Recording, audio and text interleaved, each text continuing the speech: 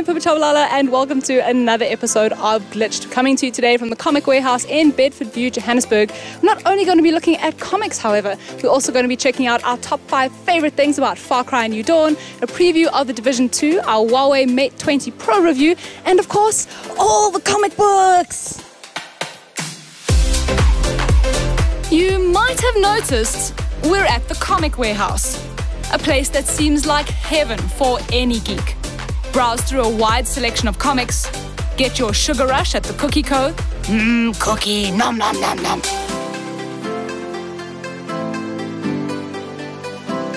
Or if that's not your thing, then enjoy a vegan meal at the restaurant.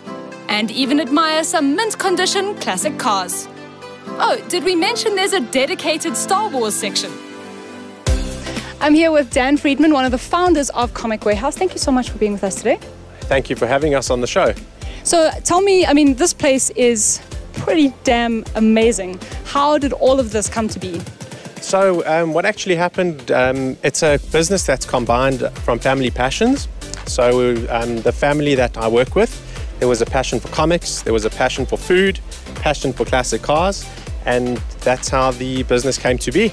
And I mean, how long have you been open? It hasn't been very long. No, it hasn't been very long. We've been open since October last year, so about 4 months.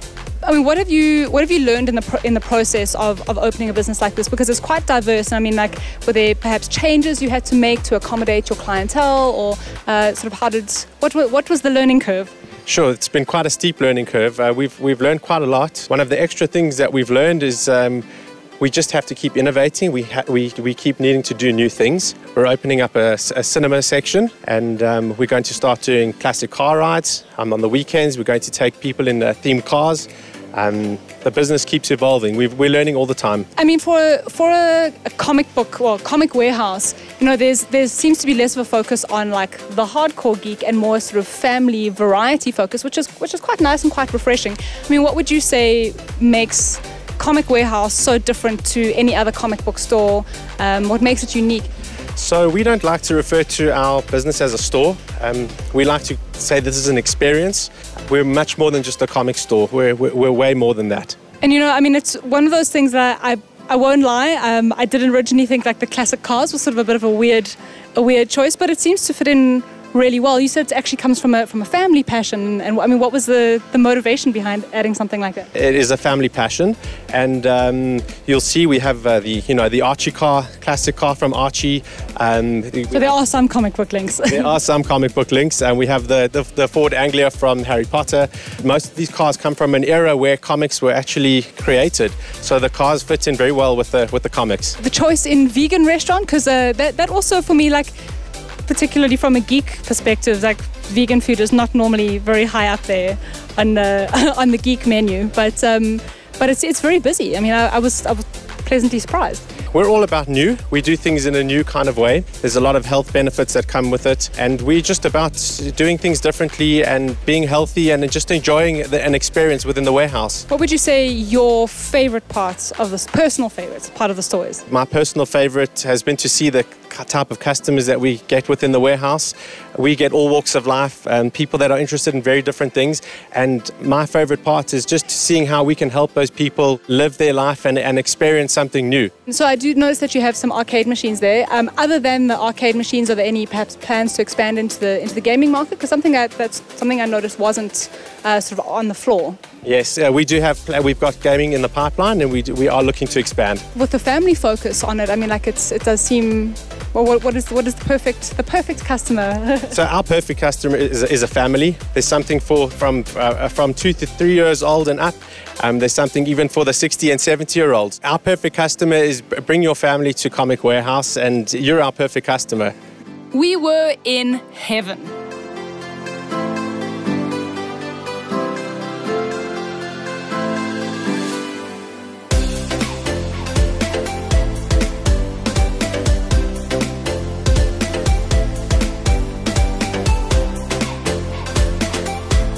Far Cry New Dawn is set 17 years after the events in Far Cry 5, after the nuclear fallout. Of course, for our full review, go to our YouTube channel at Glitched Africa and check it out.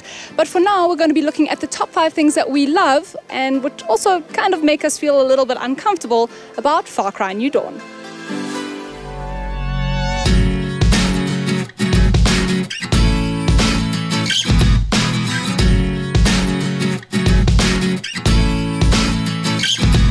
mode is way more common in games nowadays, but not all these games have the fantastic open world we see in Far Cry New Dawn. And this is why we love it so much. The photo mode can be accessed at any time during the game, and you have a huge amount of freedom to craft your best shot. You can select a filter if you want, change the depth of field, move the camera around, fine-tune the time of day to your liking, and then slap on a Far Cry New Dawn logo if you want. Or not. You can totally leave it off. The game has some pretty fantastic environments as well as animals and even enemies, which you can totally turn on and off as well if you want to go for that whole untouched by man look. Find yourself being trampled by a mutated bison? Take a photo, it'll last longer. Walking through a forest and spot a hummingbird around a flower? Snap it before it flutters away.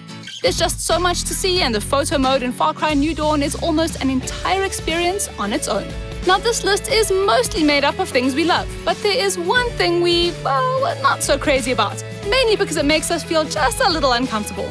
In Far Cry New Dawn, there are dogs with dynamite strapped to them that explode. Yes, we know it's just a video game, but it just felt so extreme, and we could not help but think that there could have been other ways to create an enemy type other than a suicide dog. These dogs appear in higher-ranked outposts and are deadly. One dog exploding next to you will absolutely help you on your way to the pearly gates. They are ruthless and will hunt you down even if you get just a little too close. They beep faster as they get closer to you before going boom. Why did we not like this, you may ask? Well, we just thought it was way too extreme for a game that boasts such fun and casual shooting. It's a little dark, even for us, and they could have totally gone with crazy cult members and it would have been okay. We know it's just code, but gamers get blamed for all sorts of violence, so we really need to add animal abuse to the list. Maybe the puppy just wanted to give us a lick. Far Cry New Dawn is set in a post-nuclear Fallout world, which means the weapons you use are not your average gun shop range. They actually have quite a homemade feel to them. And some of them are even so out there they feel as if they belong in games like Rage and Fallout. Our favorite weapon has to be the saw launcher that shoots saw blades out and slices everything in its path. The first one you get is basic and shoots one blade, but later on you get one that shoots 3 blades, and it is the ultimate slicing and dicing weapon. It even ricochets off enemies and hits other enemies and slices them up too. Epic! We thought the weapon system was a great change from the usual, except for that unicorn flamethrower. Why is that there? Oh yes, because unicorns!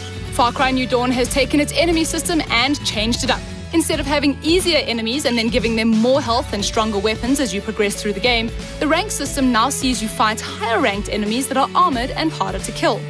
We thought the system was pretty awesome. It adds a new layer of challenge to the overall experience, and when you saw a higher-ranked enemy, you knew to take it slowly rather than go in guns blazing.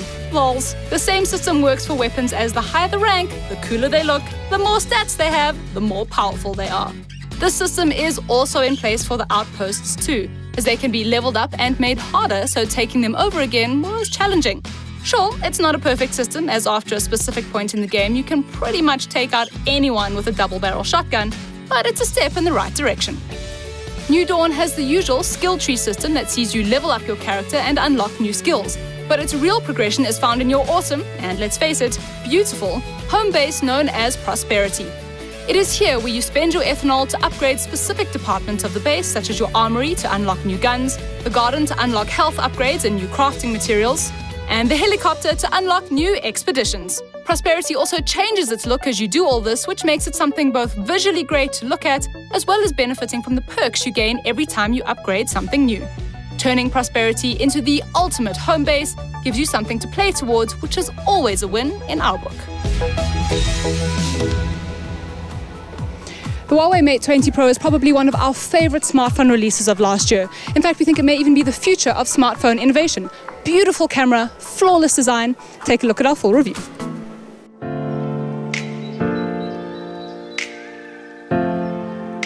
The Huawei P20 released earlier this year and was undoubtedly a hit. Now the Huawei Mate 20 Pro is here and it packs every high-end feature possible into a smartphone. We're talking a giant 6.3-inch AMOLED display with a resolution of 1440 by 3120, an underscreen fingerprint reader, dual SIM capabilities, triple camera lens, and much more. Huawei has ended 2018 with a bang by releasing the most future-proof smartphone we have ever used, and it is crowned the best phone of 2018 in our books. While the Huawei Mate 20 Pro has a lot of future technology built into it, its design feels pretty dated. On the front, you will find the 6.3-inch AMOLED display with a notch, a feature that many companies, Huawei among them, made fun of when it was introduced by Apple. Nice to see them following the trend they hated so much. Anyway, the display is gorgeous. It is bright and vivid and boasts 538 pixels per inch. The screen curves around the edges and looks great. It does have a Samsung vibe to it, but you know it's Huawei thanks to the notch at the top. On the back is where the magic comes in the form of the Leica cameras. The Huawei Mate 20 Pro boasts 3 of them, a 40-megapixel wide lens, a 20-megapixel ultra-wide lens, and an 8-megapixel telephoto lens. Huawei has designed the back of the device to look sleek and defined. The phone is plastic on the back and comes in various colors. The Mate 20 Pro has everything else you would expect from a 2018 smartphone in terms of design. A USB Type-C port, no headphone jack, and a dual SIM reader. This reader also acts as a slot for Huawei's new proprietary memory card. The display on the Huawei Mate 20 Pro is a major selling point, and there is a good reason why. The 6.3-inch 3120 by 1440 HDR AMOLED display is fantastic, and the moment you turn it on, you can see the magic on screen. Under the screen, there is a fingerprint scanner. No more buttons needed. You just place your finger on the spot on the display and the reader picks up your fingerprint and unlocks your device. It's impressive to say the least. And to think a few years ago, we did not even have fingerprint scanners on smartphones, let alone under-display ones. With that being said, it is slow. It could be because it's new tech, but it feels sluggish most of the time. There are, of course, a few ways to unlock your device. The notch features a 3D depth sensing camera to use facial recognition to unlock the device. You can use an old-school PIN, or you can use your fingerprint. Moving on to the battery. Wow! We have not had a smartphone last as long as the Mate 20 Pro ever. The 4200 mAh battery is a real monster and lasts a good full day without an issue. Huawei also packs a fast charger adapter in the box, something very few manufacturers do. To be honest, the Huawei Mate 20 Pro would not be as amazing as it is without its camera. Video records in 4K or 1080p at 60 frames per second. As for photos, well, that is just another fantastic feature of the Mate 20 Pro. There are so many features here you will start snapping pretty much everything during the day and night. Just knowing your phone is capable of capturing some truly beautiful shots is a big deal, and Mate 20 Pro makes a perfect companion. At $18,999 or around $799 per month, the device packs more value than you can ever ask for. The smallest of things, like the 40-watt charger being included in the box, already shows that Huawei wants to make the smartphone experience exceptional. Ubisoft's The Division 2 was in closed beta a couple of weeks ago, and we got to get hands-on with the second installment in this franchise. A lot of same but different, but at the same time a big focus on rectifying the issues of the previous game's endgame grind. Recently, Ubisoft hosted the Division 2 private beta for their upcoming looter shooter. Although the beta had a few server issues, friend codes were not sent at all, and the experience was a bit buggy, in general it showed promise for the upcoming release. The Division 2 takes place 7 months after the events of the first game. Instead of exploring the Big Apple, players are now dropped into Washington, D.C., in the middle of a civil war between survivors of the outbreak and a load of bad guys that are using the whole end-of-the-world thing to take over the state. The Division 2 private beta included a taste of multiplayer, a selection of main missions as well as side missions to complete, and in terms of progression, there were a handful of skills available with some grayed out areas of the roster for this pre-release version. The private beta is really just a taste of the intro to the game. After a cool cinematic, we were dropped just outside the White House with an objective to kill the attackers and secure the building. The White House in Division 2 acts as the base of operations, similar to the Pennsylvania Plaza from the first game. Here you will sort out your loot, buy new things, upgrade skills, and of course, contribute points to different wings in order to progress and unlock new perks and skills. The systems in Division 2 are pretty much the same as the first game, which makes sense because if they worked, why change them? There's a lot to digest when it comes to how the game works and how everything comes together. The first hours are strictly there for you to learn the ropes, and the beta did a great job of explaining it all. You can equip 2 skills assigned to 2 buttons. Each skill has 3 variations that need to be unlocked. This skill tree-like path lets you focus on creating the ideal character build for every situation. Seeing as the game will have 8-player raids, we can see this being beneficial when you need to make use of every player's skill set. Combat in the game is as refined as ever, provided there's no lag or the game's performance jitters like crazy. But it was a beta, we forgive them. Enemies attack in groups and you need to take them out to the best of your abilities and with the weapons provided. Cover was key in the first game, and nothing has changed in that department. Stand out in the open during a gunfight and you will pretty much get shot from every direction and die. Luckily, the cover system works very well. You can duck behind it, move your camera around to eye out the next barricade and sprint there. If you deviate from the path, then you'll be able to move wherever you want. It's all about being tactical and inching your way closer and closer to your enemies as you take them out from any position.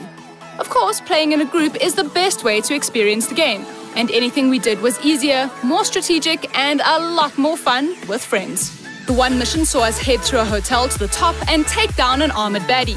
The trip up was filled with crazed enemies from shotgun attackers, snipers, and the craziest of them all, the melee guys. These melee enemies have nothing better to do with their time but run around and try and smack you in the head with a bat. They're probably the strongest enemies and they don't value their lives at all. One of our group fell victim to these bats quite often and it was hilarious to witness. We would not go so far as to say that everyone had a role in our mission. We were all just shooting, reviving where we could, and using all our abilities to the max. However, if we remember the first game, halfway in, everyone had their own job and it worked well.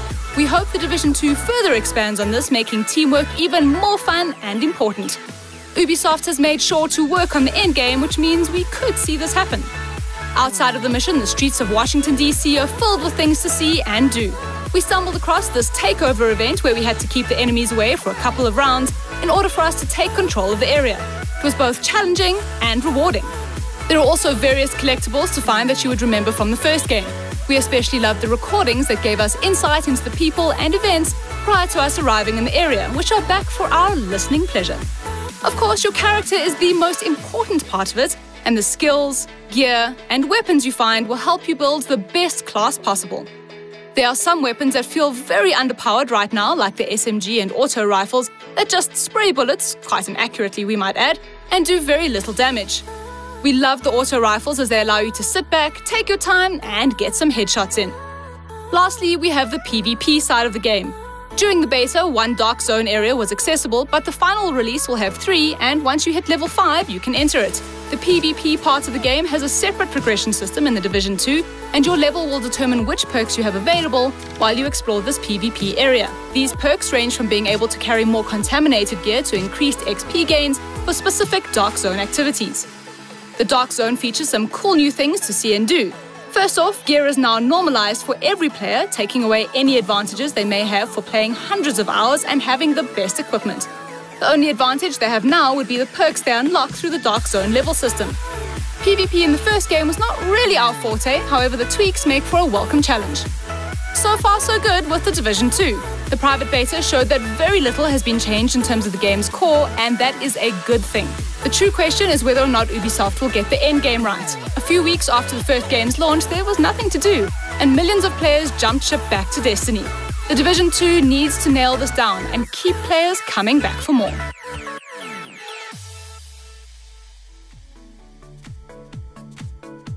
And so another episode draws to a close. Thanks so much for joining us. You can follow us on our socials at Glitched Africa. And if you do want to check out Comic Warehouse, like them on Facebook at Comic Warehouse or go to their website comicwarehouse.co.za. We'll catch you guys again next time. See ya.